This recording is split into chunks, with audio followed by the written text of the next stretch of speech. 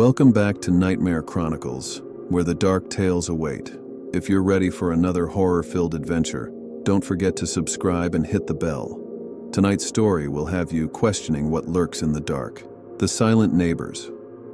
When I first moved into my apartment, I was relieved to find a place in the city that was affordable and quiet. It wasn't the nicest building, but it was convenient for work, and the rent was low enough for me to comfortably live on my own. My neighbors were mostly quiet too, something I appreciated given how chaotic my life had been recently. However, after a few weeks, I started noticing some strange things.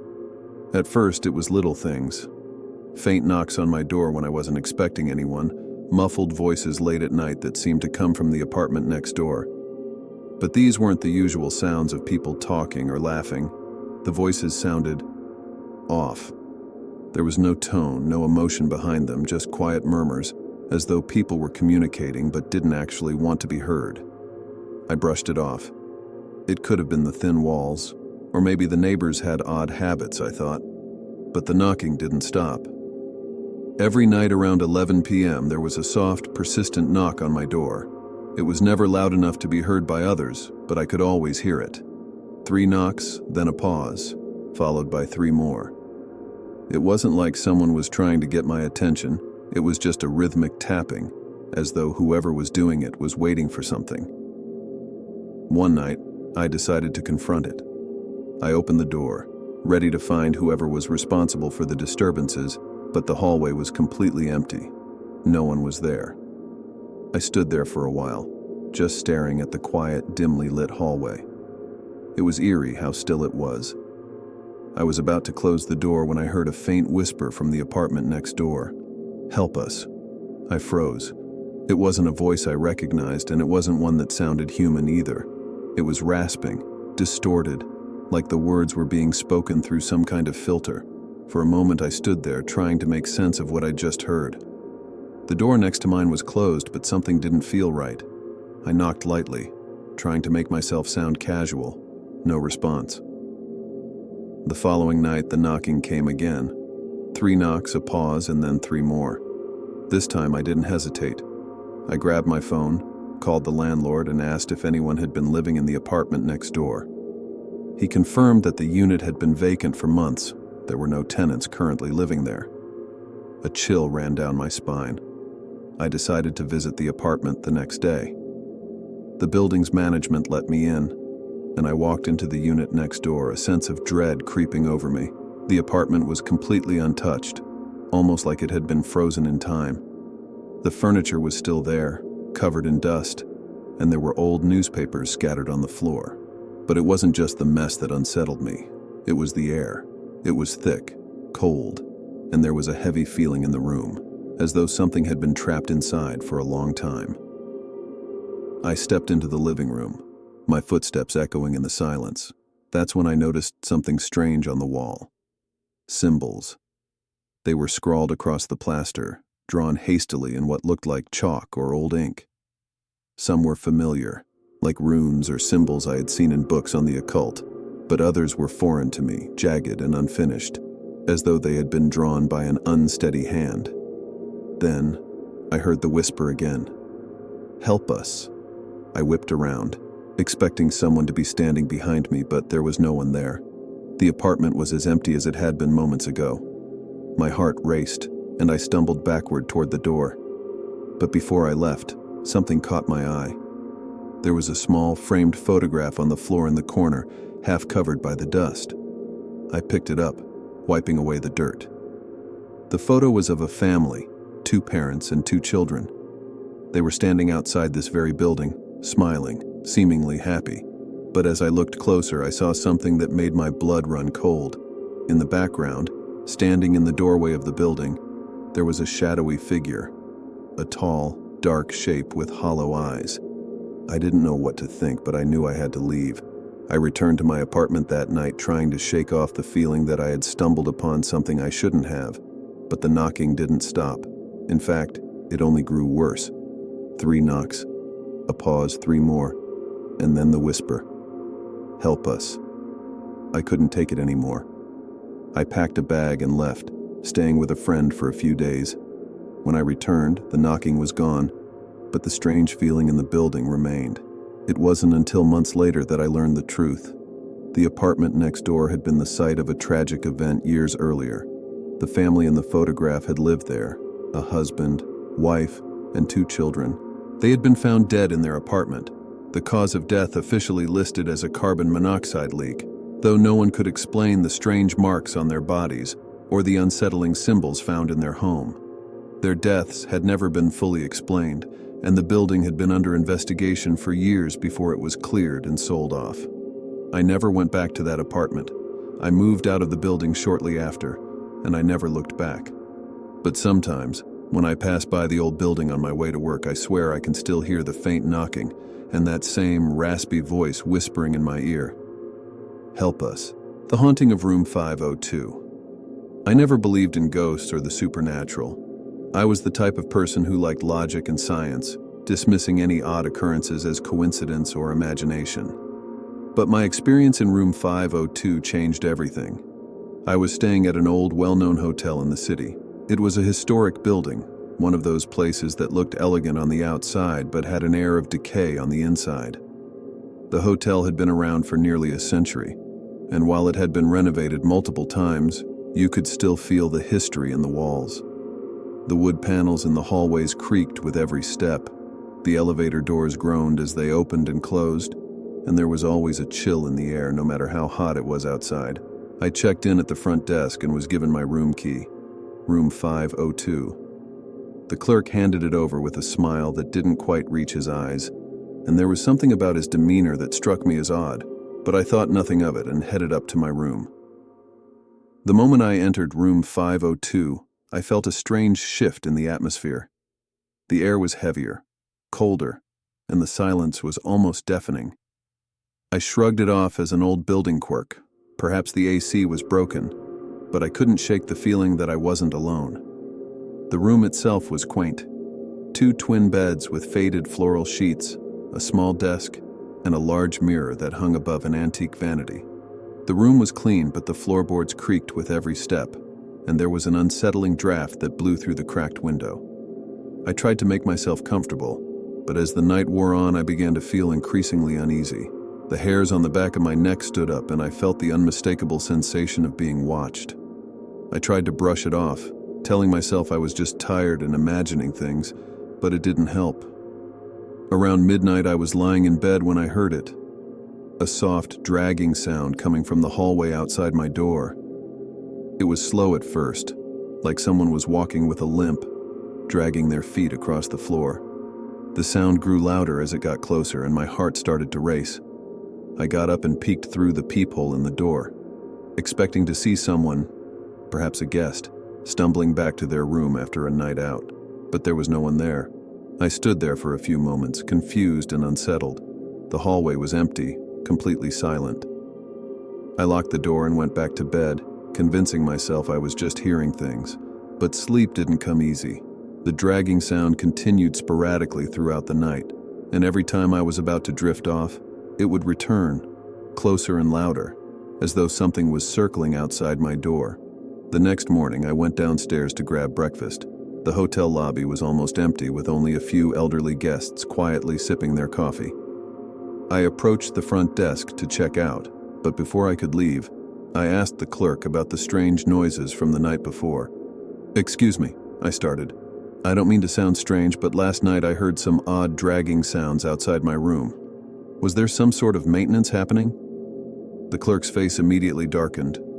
"Dragging sounds? You were in room 502, weren't you?" I nodded, taken aback by his sudden change in demeanor. "Be careful, young man," he warned in a low voice. "Room 502. It's not a good room. It's not one we put people in unless we have to." I stared at him, confused. "What do you mean?" He hesitated for a moment before answering, his voice barely above a whisper. "The story goes, a woman died in that room years ago. They say she fell from the window, but I've heard other things that are harder to explain. People have heard the dragging sounds too. There's been reports of strange occurrences for years, but nothing's ever been proven." I didn't believe him. I thought he was just trying to make the hotel sound more interesting. playing on the typical ghost story rumors that often surrounded old places like this. But there was a flicker of something in his eyes that made me uneasy, something between fear and resignation. He quickly changed the subject, telling me that my stay had been paid for and offering me a warm smile before I left. Despite my skepticism, the experience lingered with me. The dragging sounds, the eerie atmosphere of room 502, and the odd way the clerk had reacted. That night I decided to return to the room to get my things, thinking that perhaps it was just a coincidence or a figment of my imagination. I entered room 502 once more, this time with the intent to leave. I packed my bags quickly, trying to ignore the chill in the air. But just as I was about to leave, I noticed something that made my stomach turn, a faint dark stain on the floor near the bed. I bent down to get a closer look and realized it wasn't just a stain. It was a series of deep, irregular scratches, as if something had dragged itself across the floor. I stepped back, my heart racing. The dragging sound I had heard earlier suddenly made sense. It wasn't coming from outside my door, it was coming from inside the room. Just as I was about to leave, I heard it again, louder this time. The dragging sound, followed by a soft shuffling noise, but this time it wasn't coming from the hallway. It was coming from behind me, right in the room. I turned, expecting to see something, anything, but the room was empty. Nothing was there, and the sound stopped as abruptly as it had started. I couldn't get out of there fast enough. I checked out immediately, my mind racing with confusion and terror. To this day, I don't know what I experienced in that room, but I'm sure of one thing. Something was in there with me. Something that didn't belong. When I left the hotel, I couldn't help but look up at the window of room 502. The curtain was drawn, but as I stared at the darkened window, I could have sworn I saw a figure standing there, just beyond the glass, watching me. I never returned to that hotel, and I never will. Whatever haunted room 502 was real, and it was something I will never forget. The eyes in the mirror. I had always been a practical person, someone who believed in logic and reason. Growing up, I had never been one to entertain stories about ghosts or things that went bump in the night. But that all changed when I moved into my first apartment after graduating from college. It was a small, affordable unit in an older building, and at first, it seemed perfect. The apartment had its quirks, of course. The elevator often malfunctioned, the walls were thin, and there was an old full-length mirror in the hallway that gave me an odd feeling every time I passed it.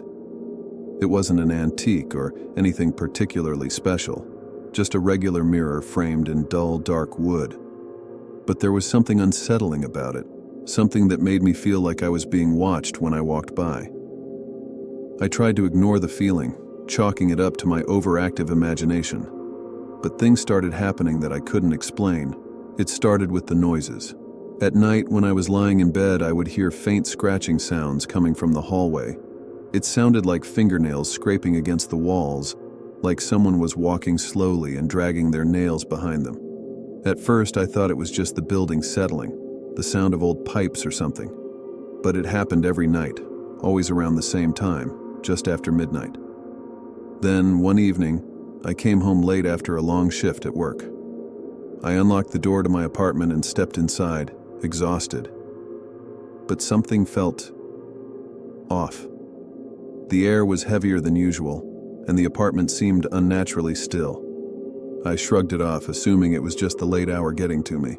But as I walked down the hallway, something caught my eye. The mirror. It was reflecting something that shouldn't have been there. I stopped in my tracks. In the reflection, I saw my own figure, just as I should have. But behind me, just over my shoulder, there was a shadow, a dark shape standing perfectly still just beyond my reach. It was difficult to make out, but it seemed like the silhouette of a person, a tall figure, dressed in dark clothes, with a head that seemed unnaturally large.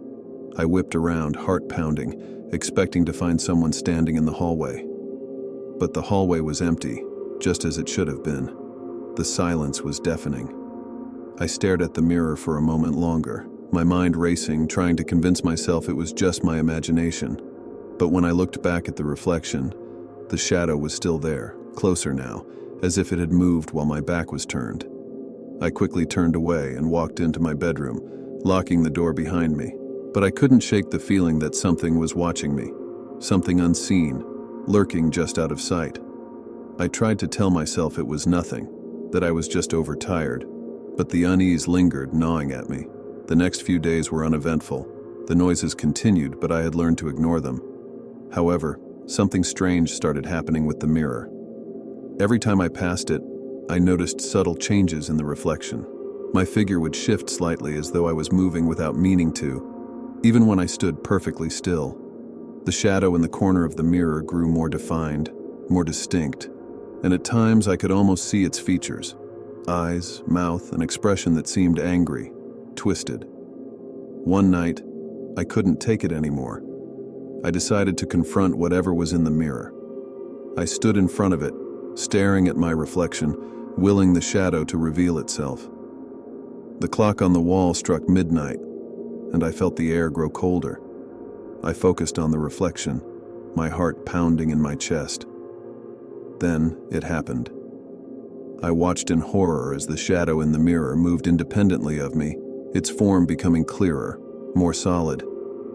It raised one arm slowly, as though reaching for me. I felt a cold, oppressive presence behind me, as though someone was standing just inches away. My breath caught in my throat. I dared not look away from the mirror, but I could feel the air shift. The shadow's hand inched closer, its fingers almost brushing my shoulder. Suddenly, the room went dark. The light bulb above flickered, then went out completely. I spun around in a panic, my breath coming in sharp gasps, but the room was empty. Silent. I didn't sleep that night. I stayed awake, sitting in my bed, staring at the mirror, waiting for something to happen. But nothing did. The next day I decided to take the mirror down. I didn't care if it was a bad idea to remove something so large and heavy on my own. I needed it gone. As I unscrewed the frame from the wall, I felt an overwhelming sense of dread. The air around me seemed charged, as if something was about to happen. But when I finally pulled the mirror off the wall, the reflection was gone. There was no shadow, no figure, just the bare blank wall behind it. I felt a momentary relief, but that night the calls began. My phone rang around 2 a.m. I groggily answered it, expecting it to be a wrong number or some telemarketer. But there was only silence on the other end, and then in a voice that was barely a whisper, I heard it. "I'm still here." The line went dead. The calls continued for the next few nights, each time the same message. "I'm still here." I could hear the whisper in my ear, just as clear as if the voice were right behind me. I had had enough. The mirror had come down. The shadow was gone, at least from my apartment. But something malevolent, was still haunting me. I moved out of that apartment the very next week, and when I returned to retrieve the last of my things, the building had been condemned. They said there were structural issues, but I always wondered if it had something to do with what happened there. I never heard that voice again, but sometimes in the quiet of the night, I still feel it. Something lurking just behind me, watching, waiting. And every so often when I pass a mirror, I catch a glimpse of movement in the corner of my eye, a shadow that shouldn't be there. And I wonder, what if the mirror was never the problem? What if it was just the doorway? The Midnight Caller. It was a quiet winter evening when I moved into my new apartment in the heart of the city. I had just started a new job, and this was my first time living alone, away from my parents. The building was old, but the rent was cheap, and it seemed perfect for me. The apartment was on the 3rd floor, a one-bedroom with peeling wallpaper and a creaky floor. Nothing fancy, but it would do. The first few days were uneventful. I unpacked my things, decorated the place a bit, and settled into a routine, but as the nights went by, I began to feel like something wasn't right. I couldn't put my finger on it, just a general unease that seemed to linger in the corners of my apartment. It was as if the walls were watching me. I chalked it up to being in a new environment, adjusting to living alone. But then, something happened that I couldn't ignore. It started with the phone calls. The first one came about a week after I moved in. I was sitting on the couch reading a book when the phone rang. I glanced at the caller ID, an unknown number. Hesitant, I answered. "Hello?" I said, trying to sound casual. There was only silence on the other end. I waited for a moment, expecting someone to speak, but the silence stretched on. Then, I heard a faint, raspy breath. My heart skipped a beat. "Hello?" I asked again, my voice trembling slightly. The breath came again, louder this time. Then, the line went dead. I was unnerved, but figured it was probably just a wrong number or a prank call. I didn't think much of it, and I went to bed that night trying to push it from my mind. The next night, it happened again. The phone rang around midnight, and I was already in bed trying to sleep. I stared at the ringing phone for a moment, then reluctantly picked it up. "Hello," I said, my voice tight with anxiety. This time, I heard something different. A low whisper, almost inaudible but unmistakable.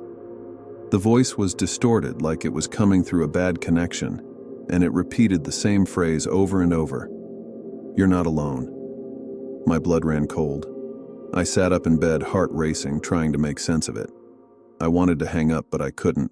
My hand was frozen, holding the phone to my ear. Then, the whispering stopped abruptly, replaced by the sound of something, breathing heavily. The phone line went dead again. I jumped out of bed, my hands shaking. I checked the caller ID, but it was the same as before, an unknown number. I turned off my phone and threw it on the nightstand, hoping the calls would stop. But deep down I knew something was wrong. The air in the room felt colder, and the shadows in the corners of the room seemed to grow longer. That night, I barely slept. Every creak of the floorboards, every gust of wind outside the window made me jump. I felt like I was being watched, and I couldn't shake the feeling that something was lurking just out of sight. The next day, I went to work as usual, but the unsettling feeling lingered. I told myself it was just my imagination. That night, I decided to leave my phone off entirely. I wouldn't let it bother me, but when I returned home, I saw something that made my blood freeze. The apartment door was ajar. I distinctly remembered locking it when I left, and yet now it was standing open, just a crack. I couldn't bring myself to go inside. My heart was pounding in my chest. Slowly, I pushed the door open, half expecting to find someone standing in the shadows. But there was nothing. The apartment looked exactly as I had left it, except for one thing. The phone was on the floor, just inside the door, and the cord was twisted in strange knots, as if someone had yanked it violently from the wall. My hands were shaking as I picked it up, and that's when I saw it. The caller ID was already lit up, showing an unknown number. I could barely breathe as I picked up the receiver. The voice on the other end came immediately, as if it had been waiting. "I told you, you're not alone." I screamed and slammed the phone back into the cradle. I backed away from the phone, my eyes wide with fear. Then, I saw something that made my stomach drop. On the wall near the door was something I hadn't noticed before. Scratches. Long, deep gouges like something or someone had scraped them into the wood. I ran out of the apartment and didn't look back. I stayed with a friend that night, too terrified to go home. I called the landlord the next morning, but when I went back to the apartment to pack my things, the scratches were gone. There was no sign of the strange phone calls or the twisted phone cord. The apartment looked normal again, but the feeling didn't leave. It stayed with me, like a shadow I couldn't escape. And to this day, I still don't know who or what was behind those calls. All I know is that it wasn't a prank. The voice, the whispers, the feeling of being watched. It was all too real. I moved out of that apartment a few days later and I never looked back. But the fear hasn't gone away. Sometimes when I'm alone, I'll hear the faintest whisper in the back of my mind, and I'll feel that same cold breath against my ear. You're not alone. The shadows in the basement. It was my first week living in an old house that I had rented on a whim. It was an old 2-story Victorian house, tucked away on a quiet street, far from the hustle and bustle of the city. The rent was surprisingly cheap, and the house had a certain charm. High ceilings, antique furniture, and a large backyard with an overgrown garden. It looked like it had been frozen in time, and I thought it would be the perfect place to start over. The house had one particular feature that I found fascinating. the basement. The door to it was tucked away behind a creaky wooden staircase in the kitchen, and it always felt a little colder whenever I passed by it. I had heard from the landlord that it was a storage space, but when I went to inspect it, I found that it went deeper than expected, with a large, dimly lit room that had a concrete floor and exposed pipes along the walls. There was an old furnace that hadn't been used in years and a few dusty boxes scattered around the edges of the room. I didn't think much of it, other than it felt off. The basement was one of those places that just didn't seem inviting, but being new to the house, I tried to ignore the nagging feeling in my chest and focused on settling in. For the first few days, everything was fine. I unpacked my things, went to work, and did my best to get used to the quirks of the house. But then one evening, as I was cleaning up after dinner, I heard something strange coming from the basement, a faint scraping sound, like nails against stone. It was so quiet that I almost thought I had imagined it, but it came again. Scrape, scrape, scrape. My stomach dropped. I froze, standing still in the kitchen, trying to make sense of what I had heard.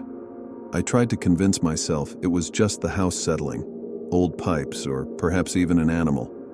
But something about it didn't sit right. I decided to ignore it and went about my evening, chalking it up to the odd noises that older houses tend to make. The next night, the sound came again. This time I could hear it more clearly, scraping, followed by a soft shuffling noise as though something or someone was moving in the basement. My heart started to race and I couldn't shake the feeling that I wasn't alone in the house.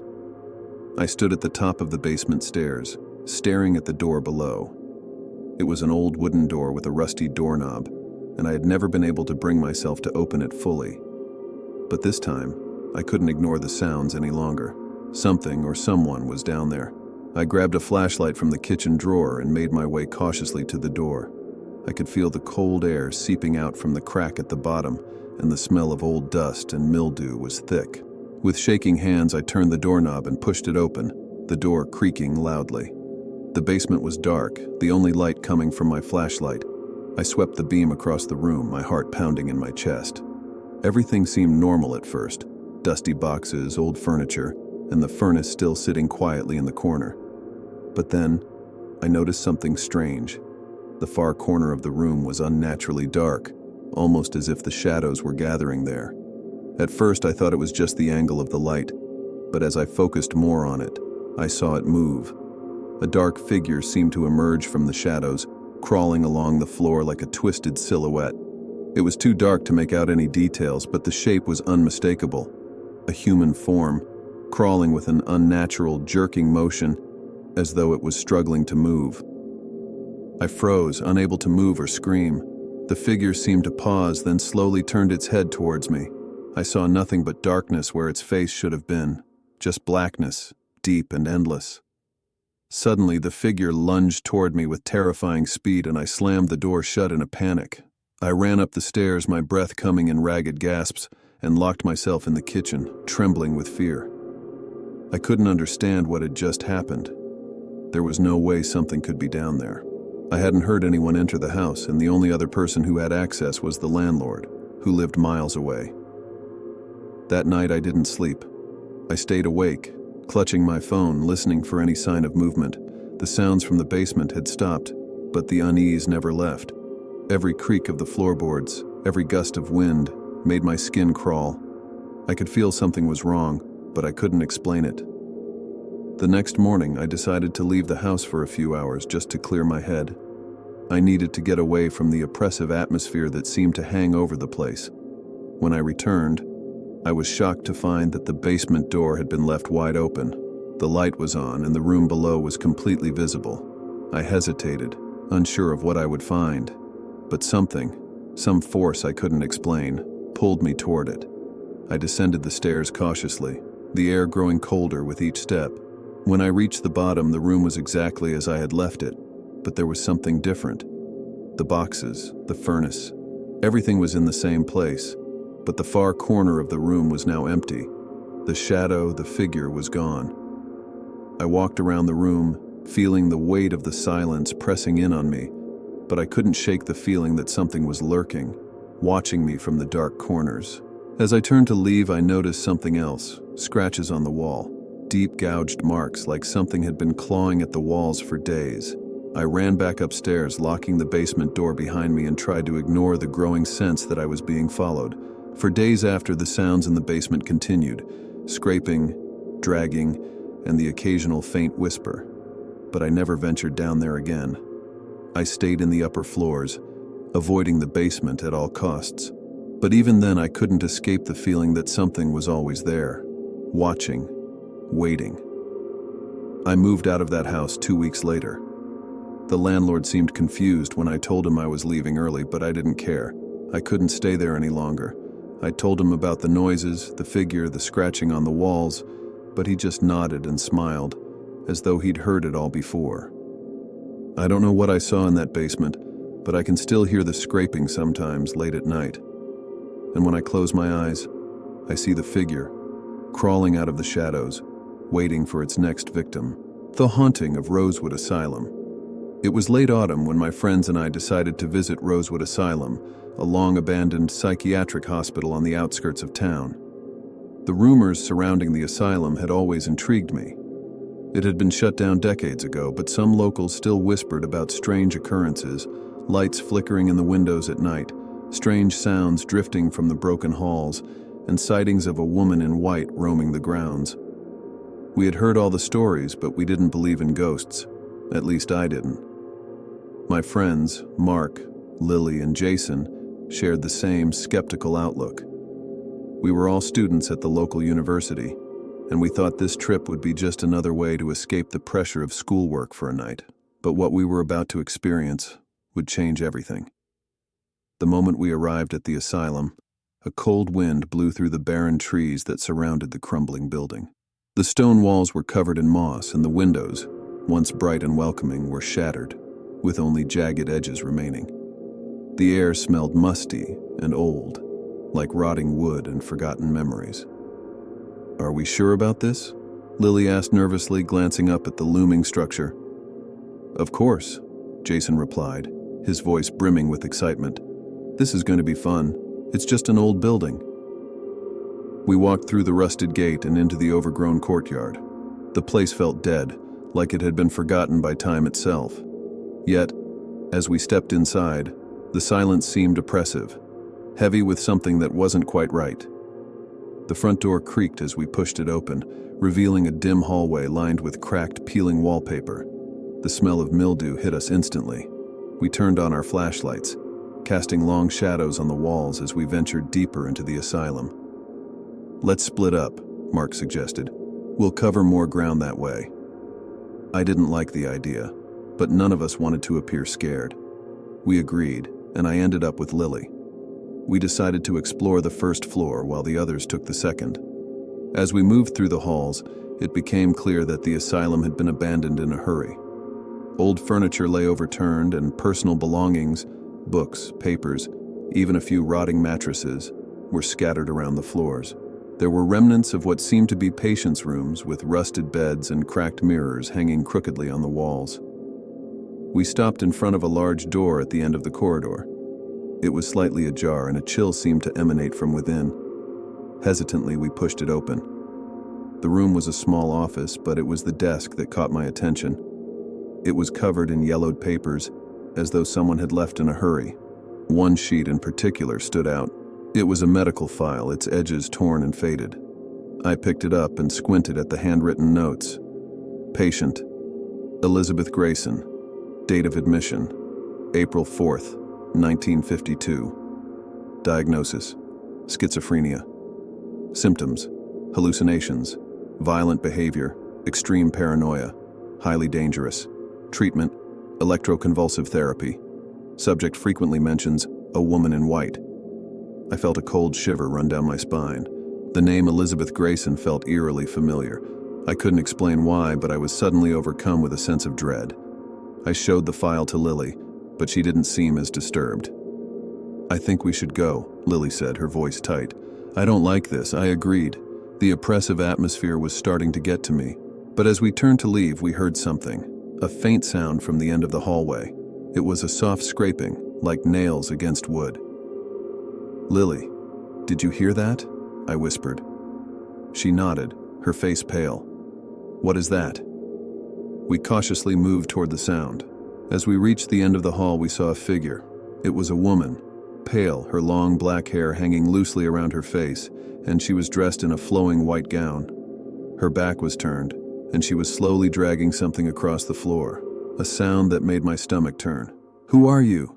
Lily called out, her voice trembling. The woman didn't respond. She just kept dragging the object, something that looked like a bloody, torn sheet, across the floor. Slowly she turned around. Her face was gaunt, her eyes wide with madness. She had no pupils, only empty, dark sockets, and her lips were cracked in a grotesque smile. "Leave," she whispered, her voice like a breeze. "You shouldn't be here." Before we could react, the woman suddenly vanished into thin air. One moment she was there, and the next, there was nothing but the empty hallway. Lily screamed and we ran, faster than I thought possible, down the hallway, trying to find Mark and Jason. We didn't stop until we found them on the second floor. Their faces were pale, and they looked as terrified as we felt. "We need to get out of here," Jason said, his voice shaking. "I think we're being watched." But as we made our way back toward the exit, the temperature dropped drastically. The air grew thick with a sense of malevolent energy. It felt like something was pressing against us from all sides, urging us to leave before it was too late. Just as we reached the front door, the lights in the building flickered and went out completely. We were plunged into darkness. Then, we heard the voice again, a whisper soft and cold. "Elizabeth, you're not alone." We didn't wait to find out what that meant. We bolted out of the asylum, not stopping until we reached our car, hearts pounding, breaths shallow. The moment we stepped outside, the weight in the air lifted, but the fear didn't. To this day, I've never been able to explain what happened. We went back the next day to look for any sign of the woman, but there was nothing. No trace of her, no sign of anyone who could have been there. The only thing we found was the file on Elizabeth Grayson, her name, her story, and the notes about the woman in white. Later, I learned something that chilled me to the bone. Elizabeth Grayson wasn't just any patient. She had died in the asylum under mysterious circumstances. Some say she was driven mad by the very experiments they conducted on her. Others believe she was a victim of something far darker. But one thing was clear. Her spirit, restless and filled with rage, still lingered in the halls of Rosewood Asylum, waiting for anyone foolish enough to enter. And now, years later, I can't shake the feeling that she's still watching me, that somehow she knows I know her secret. The last thing she whispered to me still echoes in my mind. "Elizabeth, you're not alone." The summer sun blazed through Emma's window as she stared at the calendar pinned to her wall. A bright red circle marked the upcoming weekend, the long-awaited camping trip she'd been planning with her 3 best friends, Liam, Sophie, and Noah. For weeks, they had been dreaming about this adventure, eager to leave behind their routines and explore the untouched wilderness of Blackwood Forest. "This is going to be epic," Sophie had declared during one of their planning sessions. Sophie was the dreamer, always bursting with enthusiasm. Liam, the cautious one, had quickly added, "As long as we stick to the trail and don't get lost. Blackwood Forest isn't exactly forgiving." Blackwood Forest was known for its dense canopy, hidden waterfalls, and miles of winding trails. It was beautiful, but notorious for its maze-like terrain. Legends about missing hikers and mysterious sightings added an eerie allure to the place. Noah, always the optimist, shrugged off Liam's concerns. "Relax, I'm bringing my camera. We'll get amazing pictures and we'll have the map to guide us. Nothing can go wrong." Emma, the planner of the group, had taken charge of the logistics. She made lists, packed supplies, and double-checked everything from tents to flashlights. Despite her confidence, a small voice in her head whispered doubts. Something about the forest felt unpredictable. She brushed off the feeling. After all, this trip was supposed to be about adventure and freedom. By Friday afternoon, the 4 friends were packed into Emma's dad's old SUV, driving toward the edge of Blackwood Forest. The car buzzed with excitement as music blared and Sophie sang along, hitting every note off key. "Are we there yet?" Noah teased, leaning forward from the back seat. "Almost," Emma replied, glancing at the GPS. As the trees thickened around the road, the sunlight dimmed and the forest seemed to welcome them into its embrace. At the trailhead, they unloaded their gear and took a moment to admire the towering trees and the faint, fresh scent of pine. A wooden sign marked the entrance to the trail, Blackwood Forest. Proceed with caution. "Proceed with caution," Sophie read aloud, raising her eyebrows. "Reassuring." Liam laughed nervously. "It's just a standard warning. Let's get moving." The hike to their campsite was invigorating. The trail wound through dense foliage, with sunlight filtering through the leaves in patches. They paused to take photos, marvel at the wildlife, and share jokes. By late afternoon, they reached a small clearing by a bubbling stream, the perfect spot to set up camp. "This is it," Emma declared, spreading her arms. "Let's get to work." Tents went up quickly, and soon the group was gathered around a roaring campfire. The sky turned shades of orange and pink as the sun dipped below the horizon. Sophie roasted marshmallows while Noah fiddled with his camera, capturing the golden hour. "This is the life," Liam said, leaning back against a log. "No phones, no responsibilities, just us and nature." As night fell, the forest came alive with the sounds of crickets and rustling leaves. The stars above twinkled brighter than any of them had ever seen, unpolluted by city lights. "Let's tell a story," Sophie suggested. "Something spooky." Liam grinned. "I've got one. Have you heard about the cabin that appears and disappears in these woods?" "Oh, come on," Emma groaned. "That's just a myth." "Maybe," Liam said, his tone playful but ominous. "But some say if you wander too far off the trail, you might find it, and never leave." The group laughed nervously, brushing off the tale as just another campfire story. But as the fire crackled and the forest grew darker, Emma couldn't help but glance over her shoulder into the trees, feeling as though they were being watched. As the fire burned low, the group retreated into their tents, exhaustion finally catching up with them. The sounds of the forest, a distant owl hooting, the soft rustle of leaves, and the occasional chirp of crickets, felt both soothing and eerie. Emma lay on her sleeping bag, staring at the tent's roof, her mind swirling with thoughts of Liam's story about the disappearing cabin. "It's just a myth," she reminded herself. But the deeper part of her wondered, what if it's not? The night passed uneventfully, but when she woke to the first light of dawn, Emma found herself restless. She stepped out of her tent, stretching as the cool morning air filled her lungs. Sophie was already awake, sitting by the stream with a mug of instant coffee. "Couldn't sleep?" Emma asked, joining her. "Not really," Sophie admitted. "This place is amazing, but it's also kind of unsettling, you know? Like it's alive." Emma nodded. She had felt the same. The forest seemed to have its own presence watching them silently. By the time Liam and Noah emerged from their tents, the sun was fully up, and the group was ready to start the day. They decided to follow one of the trails leading deeper into the forest, aiming to find a rumored viewpoint that offered panoramic views of the entire area. The trail was steep but rewarding, leading them through dense clusters of trees and over small streams. They paused often to catch their breath, snapping photos of the scenery and laughing at Sophie's attempts to climb every rock they passed. "Are we sure this is the right way?" Noah asked after an hour of hiking. The trail had narrowed significantly, and the dense canopy blocked most of the sunlight. Emma checked the map. "We're on track. The viewpoint should be just ahead." As they pressed on, Liam suddenly stopped. "Wait, do you guys see that?" They all followed his gaze to a pile of rocks stacked neatly into a small tower near the side of the trail.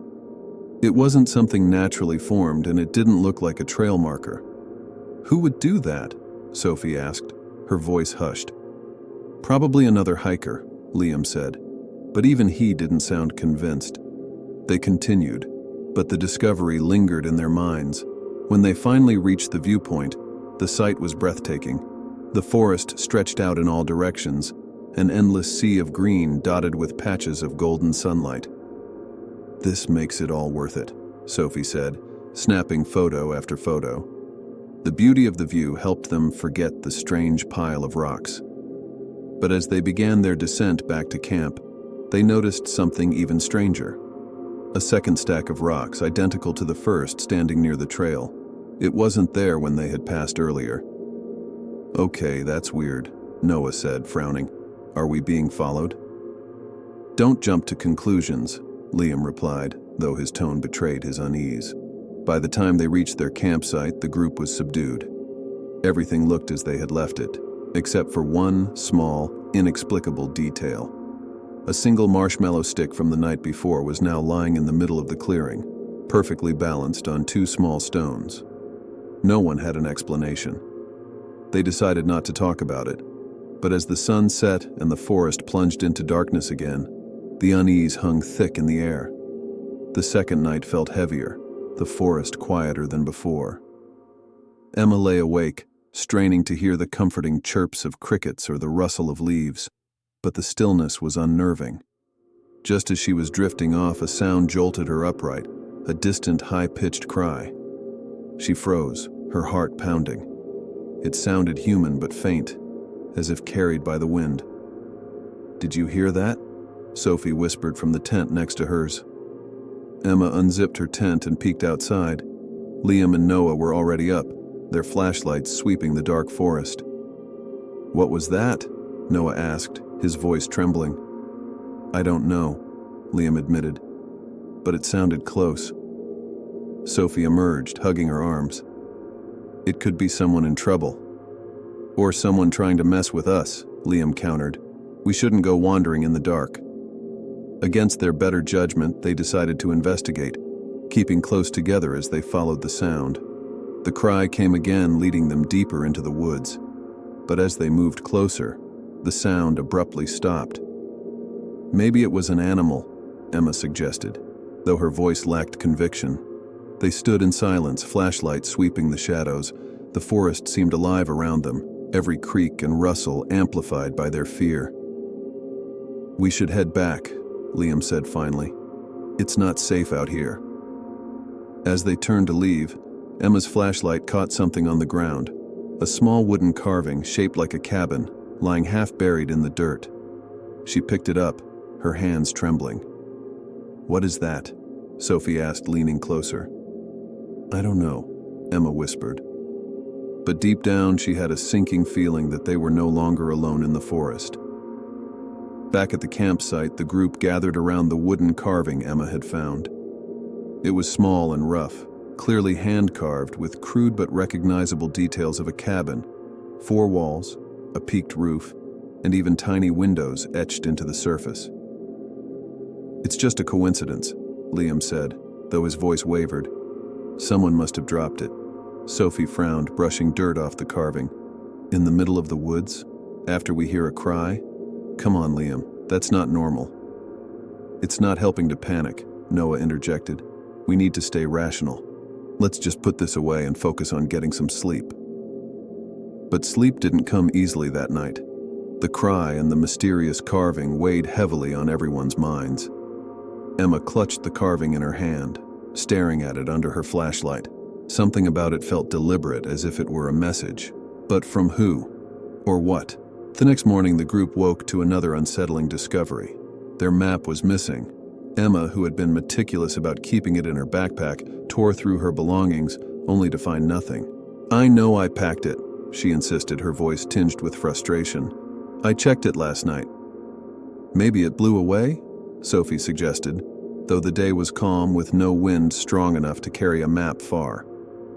"Or maybe someone took it," Noah said grimly. Liam shook his head. "There's no one else out here, we'd have seen them." The group decided to stay close to the campsite for the day, unwilling to risk getting lost without their map. But as the hours passed, a sense of cabin fever set in. The forest, once inviting, now felt confining, as if the trees themselves were closing in. By mid-afternoon, Noah and Sophie decided to venture a short distance to gather more firewood. They stayed within sight of the clearing, but as they were returning, Noah paused, his gaze fixed on the ground. "Look," he said, pointing to a set of footprints in the dirt. Sophie squatted to examine them. They were larger than any of their own and appeared fresh. The prints led toward the forest, disappearing into the shadows. "No one else is supposed to be here," Sophie whispered, her voice trembling. "Let's just get back to camp," Noah said, gripping the bundle of firewood tightly. When they returned and relayed what they'd seen, Liam's face darkened. "We're leaving tomorrow," he said firmly. "This isn't just a coincidence anymore." Emma didn't argue. As much as she hated to admit it, she agreed. Something was wrong with Blackwood Forest, and staying any longer felt like tempting fate. That night, Emma woke to the sound of footsteps.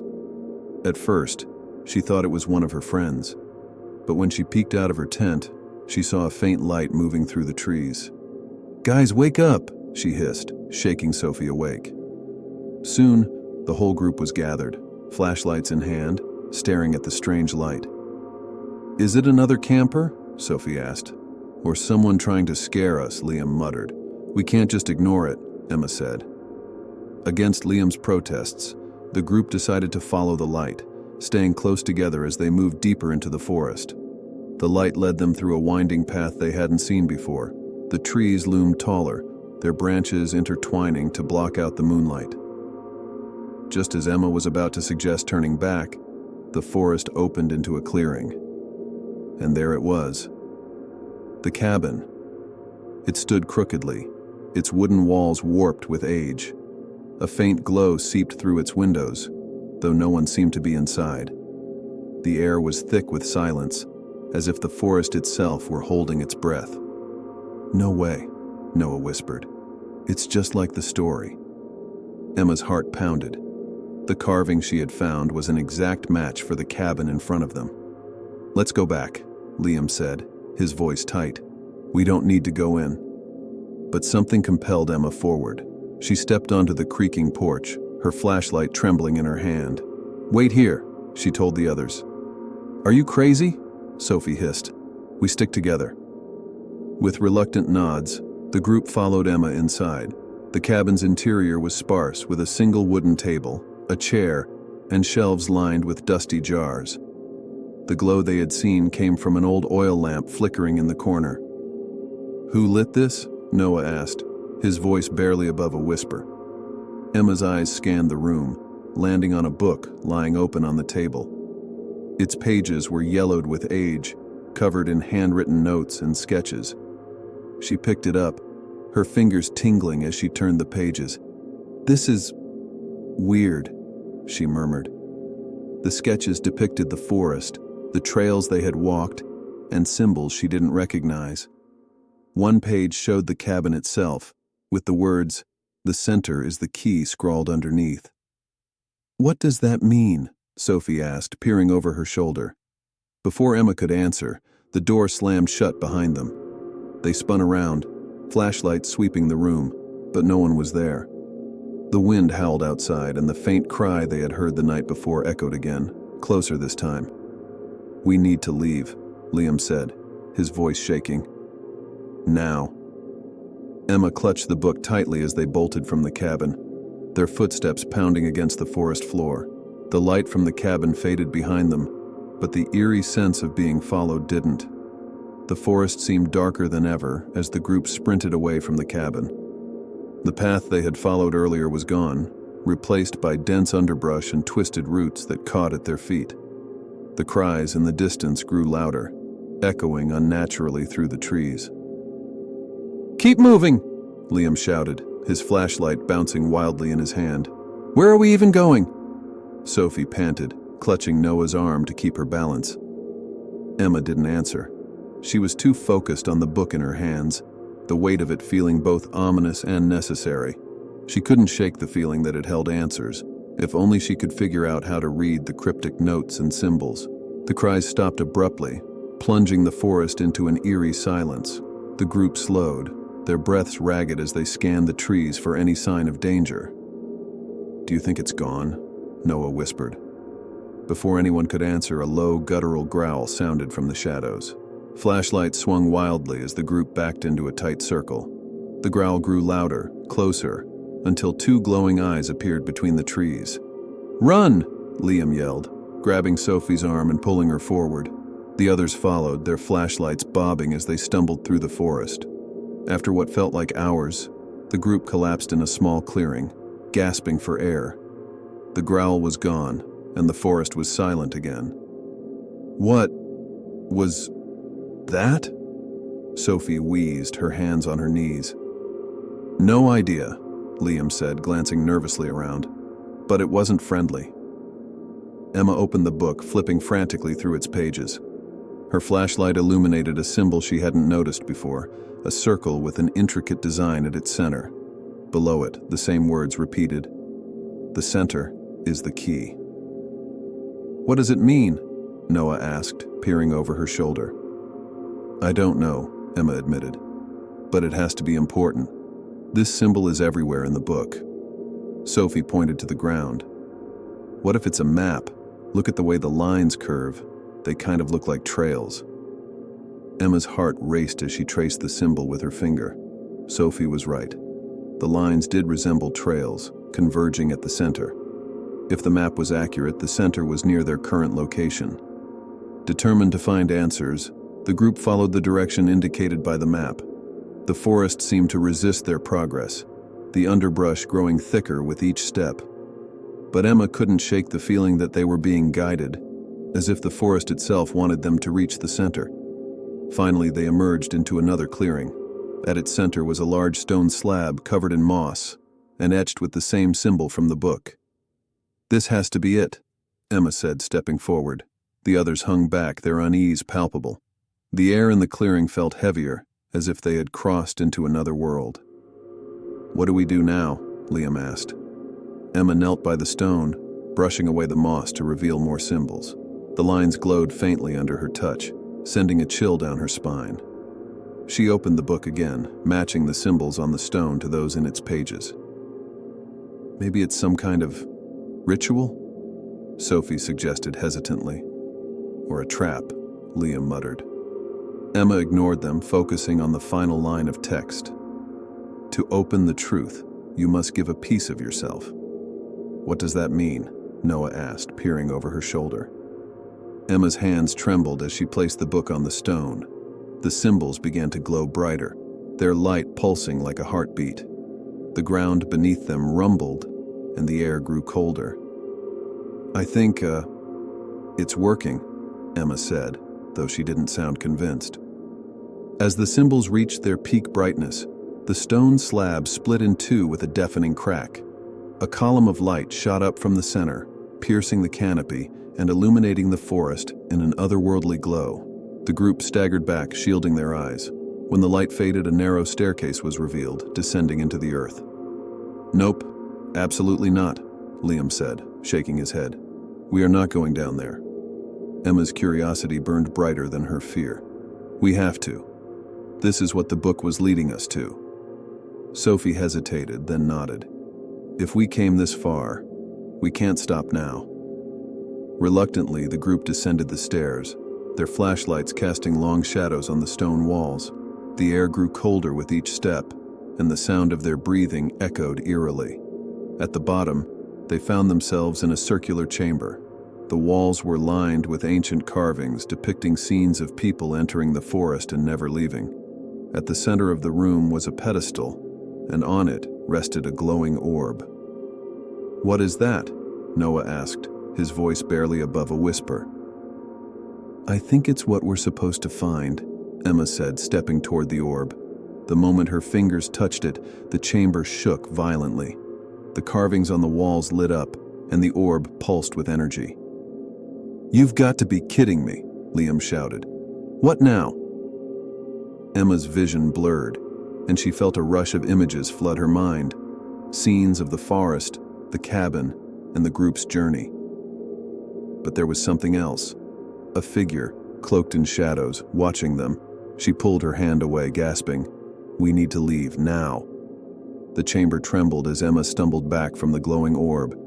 The images burned into her mind left her shaken, but one thing was clear. The figure she had seen in her vision was real, and it was watching them. "Emma, what's wrong?" Sophie asked, her voice tight with panic. "There's something else down here," Emma whispered. "We need to get out. Now." Noah glanced at the carvings on the walls, which now seemed to move, their figures shifting in the dim light. "I don't think this place wants us here."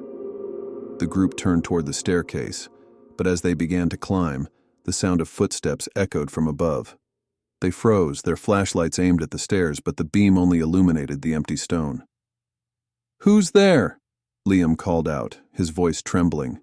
A low, guttural laugh echoed in response, chilling them to the bone. Without waiting for answers, the group bolted up the stairs. Their footsteps echoed in the narrow passage, mixing with the eerie laughter that seemed to grow louder the closer they got to the surface. When they finally burst into the clearing, the light from the stone slab was gone and the forest was bathed in an unnatural silence. The group didn't stop running until they were far from the clearing. The forest, once familiar, now felt like a labyrinth, its trees twisting unnaturally, obscuring their path. "Where are we?" Sophie cried, clutching Emma's arm. "This isn't the way we came." Emma glanced at the book in her hands, flipping through its pages in desperation. The symbols were glowing faintly now, as if guiding her. "This way," she said, pointing toward a faint trail that seemed to materialize between the trees. "You're trusting that thing?" Liam asked, incredulous. "Do you have a better idea?" Emma shot back, already moving. The group followed her, their flashlights flickering as if the batteries were dying. The laughter from the chamber still echoed faintly behind them, accompanied by the occasional snap of a branch or rustle of leaves. "We're being followed," Noah whispered, glancing over his shoulder. "Don't look back," Emma said firmly. "Just keep moving." As they pushed forward, the forest began to change. The air grew warmer, the trees thinner, and the ground softer underfoot. It was as if they had crossed into another part of the woods entirely. Ahead, they saw a faint glow, different from the orb's light, but equally unnatural. The group hesitated, unsure if they should approach, but Emma felt an inexplicable pull toward it. "It's a trap," Liam said, holding her back. "Whatever this is, it's not safe." "We don't have a choice," Emma replied. "The forest is leading us somewhere." Reluctantly, the group moved toward the glow, emerging into another clearing. At its center was a massive tree, its roots sprawling like veins across the ground. The glow emanated from the base of the tree, where the roots formed a hollow. "This doesn't feel right," Sophie murmured, backing away. "It's the only way," Emma insisted, stepping closer. The book in her hands grew warm, its pages flipping on their own until it landed on a blank page that began to fill with words. The glowing words read, "The forest chooses who stays and who leaves. Balance must be restored." "What does that mean?" Noah asked, reading over Emma's shoulder. "It means we were brought here for a reason," Emma said, her voice barely audible.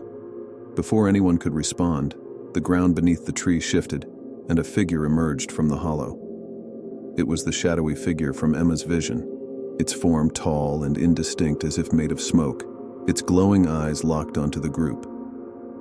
"You've taken what is not yours," the figure said, its voice a low rumble that seemed to vibrate through the air.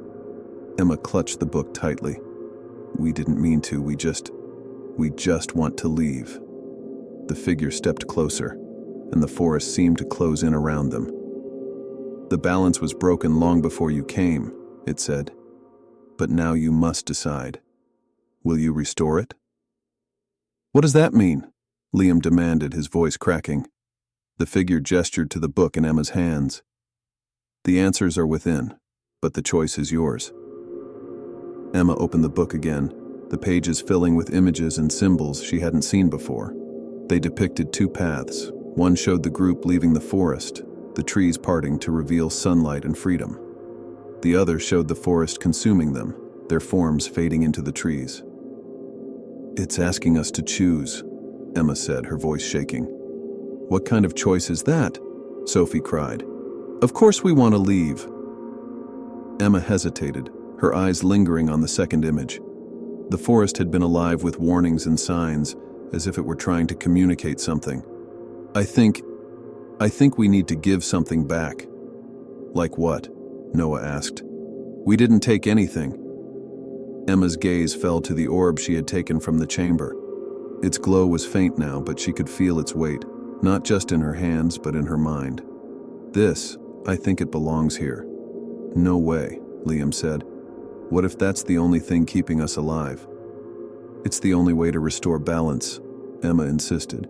She stepped toward the tree, ignoring the protests of her friends. The shadowy figure watched silently as she placed the orb at the base of the tree. The ground rumbled and the glow intensified, spreading through the roots and into the forest. The figure nodded once before dissolving into the air. The oppressive weight of the forest lifted instantly. The trees seemed to shift back to their natural state, and a path opened before them, leading toward the trailhead. Is it over? Sophie asked, her voice trembling. I think so, Emma said, though she wasn't entirely sure. The group followed the path, their flashlights steady now, the laughter and growls from before replaced by the peaceful sounds of the forest. When they finally reached the edge of the woods, the morning sun greeted them warmly. We made it, Noah said, his voice filled with relief. As they looked back at the forest, Emma clutched the book tightly. The balance had been restored, but she knew the forest's secrets would stay with them forever. The drive back to town was quiet, the group still processing everything they had experienced.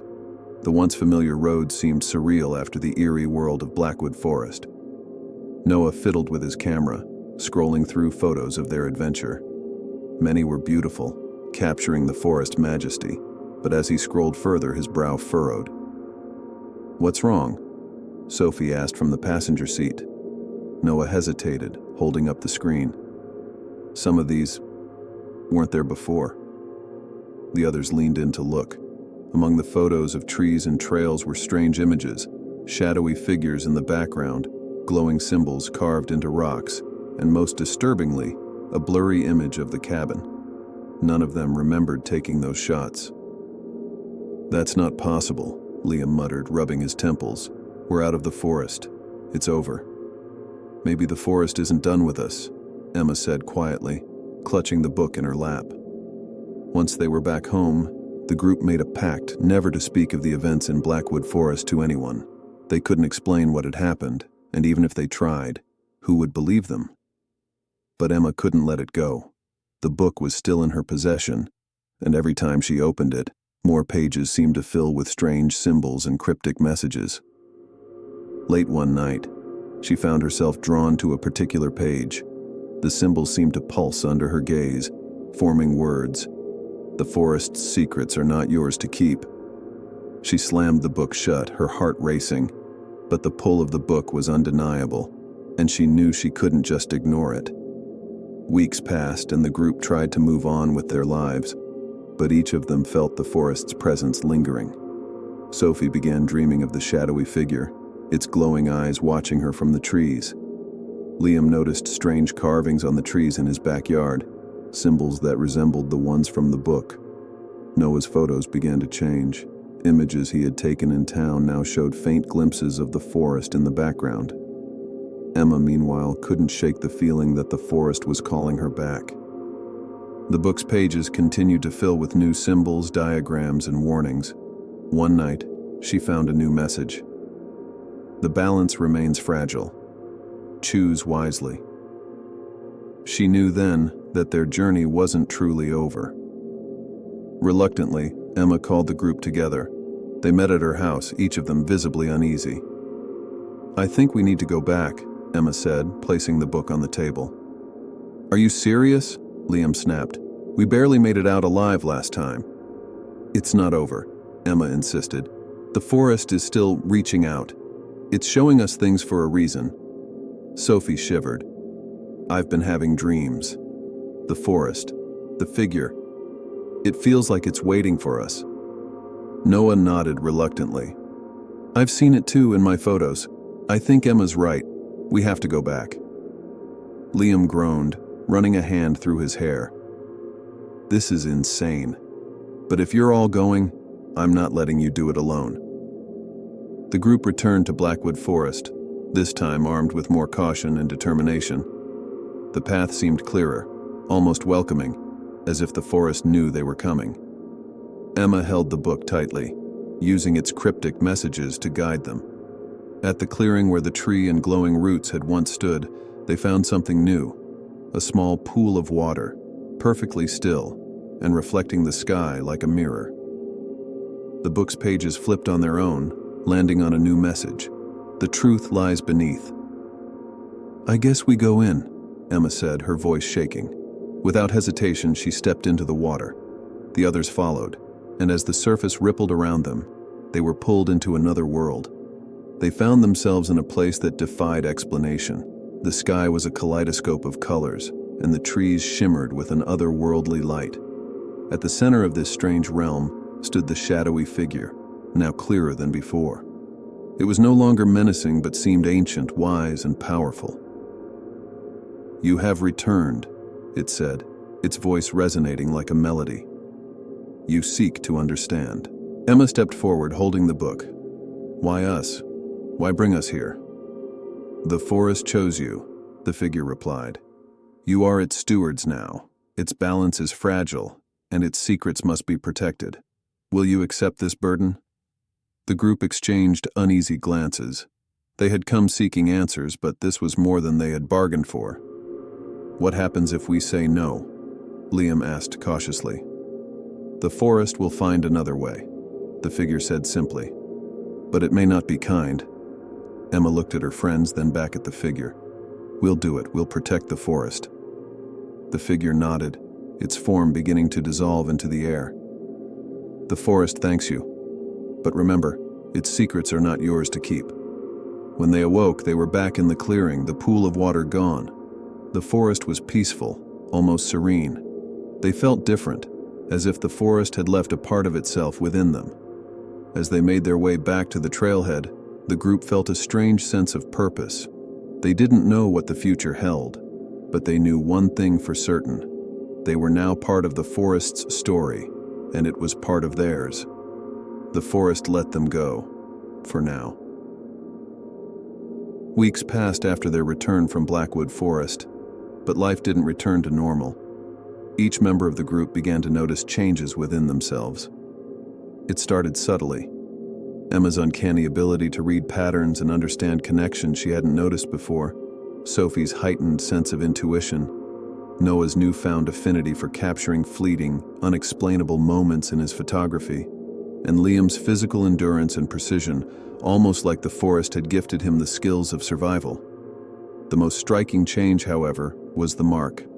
On the back of their hands, faint but unmistakable, was the same symbol that had guided them through the forest, the intricate circle with lines converging at its center. At first it was barely visible, but as days turned into weeks, it began to glow faintly whenever they were near nature. "What do you think it means?" Sophie asked one evening as the group sat on Emma's porch staring at their marks. "I think it's a reminder," Emma said, "that we're connected to the forest now, that it's watching us." "Watching or protecting?" Noah wondered aloud. "Maybe both," Liam muttered. "But if this is permanent, we need to figure out what it wants from us." The book, still in Emma's possession, remained a constant source of mystery. Its pages continued to fill with symbols and messages, many of which were warnings or instructions. One night, Emma found a new entry. "The balance is threatened. Return." The message was accompanied by an image of a tree in the forest, its roots darkened and twisted as if it were dying. Emma called the group together. "We have to go back," Liam groaned. "Again? We barely made it out last time." "It's not the same," Emma insisted. "The forest chose us for a reason. If we don't go, who will?" Reluctantly, the group agreed. They packed supplies and set out for Blackwood Forest once more, their marks glowing brighter as they approached. The forest welcomed them back, but it felt different. The air was heavier, the trees darker, and the sounds of the forest were muffled as if something unnatural was spreading. Guided by the book, they navigated to the tree in Emma's vision. When they arrived, they were horrified by what they saw. The massive tree, once majestic, was now blackened and brittle, its roots tangled with vines that oozed a dark, tar-like substance. The ground around it was lifeless, the plants wilted and gray. "What happened here?" Sophie whispered, her voice trembling. "It's like the life has been drained from it," Noah said, snapping a photo. The book's pages glowed, revealing new instructions. Cleanse the roots. Restore the flow. As they began to work, the group discovered that the dark vines were alive, writhing and resisting their efforts to remove them. Liam used his newfound strength to cut through the thickest vines, while Sophie and Noah carefully peeled away the smaller ones. Emma read from the book, reciting strange phrases that seemed to weaken the vine's hold on the tree. The process was exhausting, but as they cleared more of the vines, the tree began to heal. Its bark regained color, and its roots pulsed faintly with light. The ground around them seemed to breathe, the plants slowly reviving. But the darkness wasn't going without a fight. As they worked, shadowy figures began to emerge from the trees, their glowing eyes identical to the figure they had seen before. "We've got company!" Liam shouted, grabbing a branch to defend himself. "Keep going!" Emma yelled, her focus unwavering. "We're almost there!" As the last vine was removed, the tree released a blinding pulse of light. The shadowy figures froze, their forms dissolving into the air. The forest seemed to exhale, the oppressive atmosphere lifting as sunlight broke through the canopy. The group collapsed at the base of the tree, exhausted but victorious. The book's pages filled with one final message. The balance is restored. You are the protectors. "What does that mean?" Sophie asked, leaning against the now thriving tree. "I think it means this isn't the end," Emma said, her voice heavy with realization. "The forest will call on us again." Back in town, the group began to notice subtle changes in the world around them. The forest wasn't the only place in need of balance. Pollution, deforestation, and neglect of natural spaces mirrored the corruption they had seen in Blackwood. "We can't just wait for the forest to call us back," Noah said one evening as they gathered at Emma's house. "We have to act." Inspired by their experiences, the group started small, organizing cleanups, advocating for conservation, and educating others about the importance of preserving natural spaces. Their marks became a symbol of their mission, glowing faintly whenever they were on the right path. Years later, the group's efforts had grown into something much larger. They founded an organization dedicated to protecting natural spaces, blending science and the mysterious knowledge they had gained from the forest. They never forgot their connection to Blackwood Forest, visiting it often to ensure the balance remained intact. Though the forest never spoke to them directly again, they could feel its presence, a quiet reassurance that they were on the right path. And every so often, when the sunlight hit their marks just right, they would glow, a reminder of the forest's gift and their shared purpose. The years following their transformation into guardians were not without challenges. While their conservation efforts gained momentum and inspired many, the group began to notice subtle, unsettling signs that their work was far from done. One autumn morning, Emma awoke to find the book glowing faintly on her desk. She hadn't opened it in months, but now its pages flipped on their own, stopping at a new entry. "The balance is shifting again. Prepare." Emma called the group together immediately. They met in the cabin they had converted into a headquarters on the outskirts of Blackwood Forest. "It's happening again, isn't it?" Sophie asked, her voice tinged with fear. Emma nodded, holding up the book. "The forest is warning us. Something's wrong." "What now?" Liam sighed. "Another corrupted tree? More shadowy figures?" "Maybe," Noah said, staring at his mark, which had started glowing faintly. "Or maybe it's something bigger." The book offered no clear answers, only a cryptic map leading to an uncharted part of the forest. Despite their apprehension, the group knew they couldn't ignore the call. The uncharted area of Blackwood Forest, known in local legends as the Deepwood, was said to be impenetrable and untouched by human hands. As they ventured deeper, the air grew colder, the trees thicker, and the light dimmer. The forest seemed alive in a way they hadn't experienced before, as if it were watching their every move. Emma consulted the book frequently, its pages now filled with symbols that glowed faintly, guiding their path. They encountered strange phenomena along the way, rocks that pulsed with warmth, streams that ran against gravity, and whispers carried on the wind. "Is it just me? Or is this place different?" Noah asked, snapping photos of the surreal landscape. "It's like another world," Sophie agreed. "But why hasn't anyone ever found it before?" "Maybe they weren't supposed to," Liam said grimly. At the heart of the deep wood, they stumbled upon a circle of ancient stones, each one etched with symbols similar to those in Emma's book. As they approached, the air grew heavy, and shadowy figures began to materialize around them. Unlike the hostile shadows they had faced before, these figures exuded an aura of authority. One of them stepped forward, its form more defined than the others.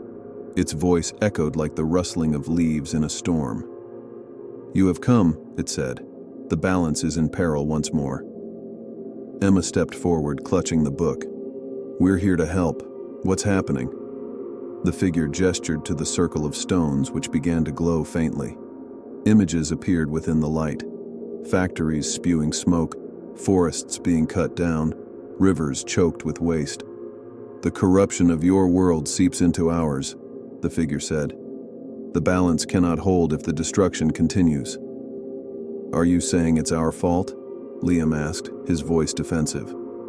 "No," the figure replied. "But you are the bridge. Only you can restore what has been broken."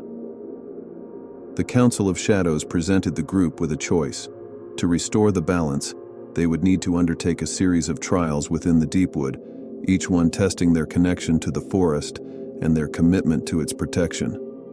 The first trial took them to a withered grove, where the air was thick with decay. The task was simple: revive the dying trees. But the moment they touched the soil, they were overcome with visions of humanity's neglect, images of wildfires, deforestation, and polluted skies. "It's overwhelming," Sophie whispered, tears streaming down her face. "How do we even begin to fix this?" "Together," Emma said firmly. She placed her hands on the ground, and the others followed suit. Their marks glowed brightly, and the grove began to heal, its trees regaining life as the visions faded. The second trial tested their unity. They were separated and placed in a maze filled with illusions, each one preying on their deepest fears. Only by trusting one another and following the faint glow of their marks were they able to reunite and escape. The final trial brought them to the heart of the forest, a colossal tree that towered above the canopy, its roots sprawling like veins across the ground. The tree pulsed faintly, its light dim and flickering. "The heart sustains the forest," the shadowy figure explained. "But its connection to your world is failing. You must choose: sever the connection or strengthen it." "What happens if we sever it?" Noah asked. "The forest will survive, but your world will suffer," the figure said. "If you strengthen it, the balance may hold, but it will require great sacrifice." Emma looked at her friends, their faces pale but determined. "We can't abandon the forest, it's part of our world too." They placed their hands on the heart, their marks glowing brighter than ever. The tree's light grew stronger, spreading through its roots and into the forest. But as the connection deepened, the group felt a part of themselves being drawn into the heart, as if the forest was claiming them. When the light faded, the group found themselves back at the circle of stones, their bodies aching and their marks glowing faintly. The shadowy figure stood before them, its form flickering like a dying flame. "You have done well," it said. "The balance is restored, for now." "What does that mean?" Sophie asked, her voice trembling. "The connection is fragile," the figure said. "But as long as you protect it, the forest will endure. You are its guardians now, in every sense." The figures dissolved into the air, leaving the group alone in the deep wood. As they made their way back, the forest seemed lighter, its presence less oppressive. But they knew their journey was far from over. Back in the world beyond the forest, the group's marks became a source of inspiration. They founded a global initiative, blending conservation with education and advocacy. Their work reached far beyond Blackwood Forest, uniting communities in the fight to restore balance to the planet. Though their connection to the forest remained a secret, they often returned to Blackwood, feeling its quiet reassurance and the strength of the bond they had forged. And every so often, when they stood among the trees, they could feel the heart's pulse, a reminder of their purpose and the legacy they were building. Years passed and the group's lives evolved alongside their mission. Emma became the director of their Global Conservation Initiative, working tirelessly to unite communities and restoring natural spaces. Sophie focused on environmental education, inspiring young minds to cherish the planet. Noah used his photography to showcase the beauty of endangered ecosystems, while Liam led hands-on efforts to rehabilitate damaged forests. Though they continued to visit Blackwood Forest, their marks had begun to fade, signaling that their direct connection to the forest's power was diminishing. Yet, they never forgot their bond with the heart.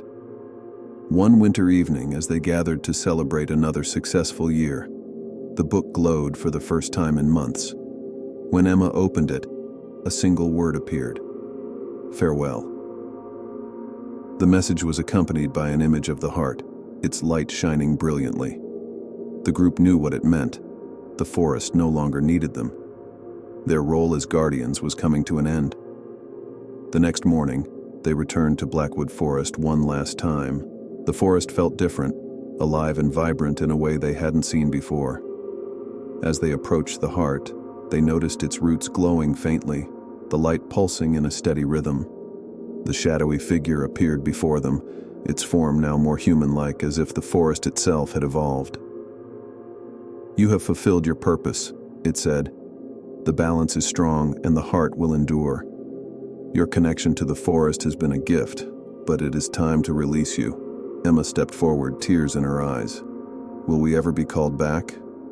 The figure smiled faintly, a gesture that seemed almost human. "The forest will always be with you. Though your marks will fade, the bond remains in your spirit. You have given much, and now you must live freely." One by one, they placed their hands on the heart, feeling its warmth flood through them.